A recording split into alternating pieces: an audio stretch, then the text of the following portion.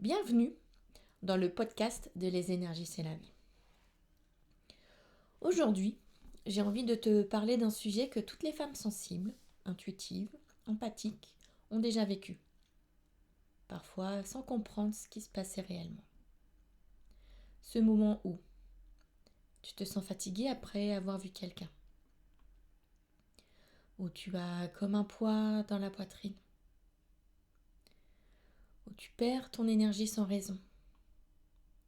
Où tu ressors vidé après une conversation ou une réunion. Tu crois que c'est toi, que tu es trop sensible, trop empathique, trop ouverte. Mais en réalité, il se passe quelque chose de beaucoup plus profond. Une interaction énergétique qui touche ton système nerveux, ton champ et ton équilibre intérieur. Et dans cet épisode, on va explorer ensemble pourquoi certaines personnes te nourrissent énergétiquement, pourquoi d'autres te traînent, te drainent, comment ton système nerveux réagit à ces échanges et comment protéger ton énergie sans te couper du monde. Installe-toi confortablement, respire profondément, on commence.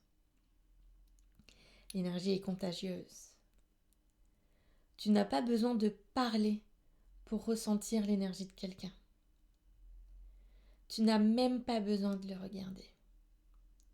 Ton champ énergétique capte tout, instantanément.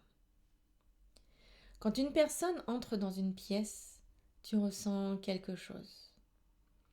Un mouvement intérieur, une ouverture ou une contraction. Ce n'est pas du ressenti émotionnel au sens classique. C'est ton système nerveux qui analyse son énergie, son état intérieur, sa charge émotionnelle, sa cohérence ou son chaos. L'effet nourrissant. Certaines personnes ont une énergie stable, une présence calme, un système nerveux régulé. Elles ne tirent rien de toi. Elles ne prennent rien. Elles vibrent la sécurité. Quand tu es avec elles, ton cœur s'apaise, ton souffle devient plus profond, ton énergie remonte naturellement. Tu peux même sentir une élévation, une chaleur douce, comme une expansion dans ta poitrine. Au contraire, l'effet vidant. D'autres personnes dégagent une énergie lourde, pas forcément parce qu'elles sont négatives, mais parce qu'elles sont déconnectées d'elles-mêmes. Elles vibrent la peur, la colère, la confusion, la dépendance émotionnelle, le besoin d'attention, de validation. Quand tu es en face d'elles, ton énergie se contracte, ton système nerveux s'active, tu te mets inconsciemment en hypervigilance. Tu captes leurs émotions avant même qu'elles ne parlent. Tu compenses, tu t'adaptes, tu prends sur toi et tu ressors épuisé. Ce n'est pas toi le problème. Tu n'es pas trop sensible. Tu n'es pas trop ouverte. Tu n'es pas trop empathique. Tu as juste un système énergétique intelligent et un système nerveux qui perçoit plus finement que la moyenne. Les échanges énergétiques inconscients. Quand deux personnes se rencontrent, leur champ énergétique se touche, même si elles ne parlent pas, même si elles sourient, même si tout semble normal. Il existe 3 types d'échanges. L'échange équilibré, deux personnes présentes, conscientes, alignées. L'énergie circule dans les deux sens. Personne ne prend, personne ne vide l'autre. Ne vide l'autre. Tu ressors nourrie, légère, inspirée. L'échange déséquilibré. L'une donne trop, l'autre prend trop. C'est inconscient, mais ça arrive souvent dans les relations où tu portes l'autre. Les conversations où tu écoutes sans être écouté. Les dynamiques où tu apaises, rassures, répares. Les interactions où l'autre ne gère pas ses émotions. Tu Tu deviens son régulateur, tu deviens son conteneur, tu deviens son ancrage au détriment du tien. Ton énergie descend, ton système nerveux s'épuise. L'échange parasitant. C'est le plus subtil. L'autre ne prend pas ton énergie. C'est toi qui la donnes pour te protéger. Exemple. Tu ressens que l'autre est instable, tu t'ajustes. Tu sens que l'autre est anxieux, tu te contractes.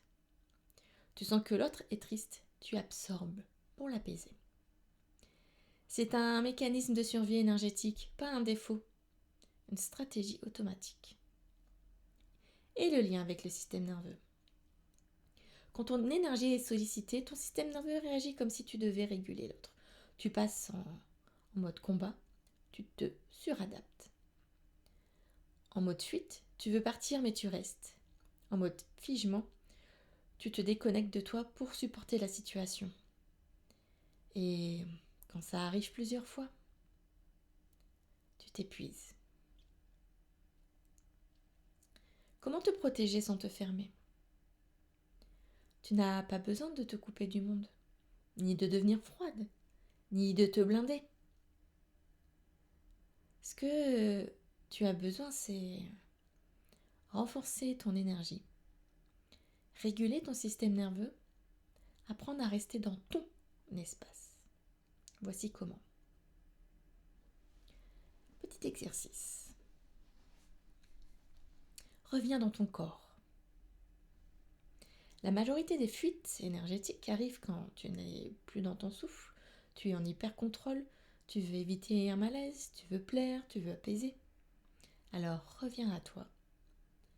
Respire et ralentis ton rythme intérieur. Fais-le maintenant.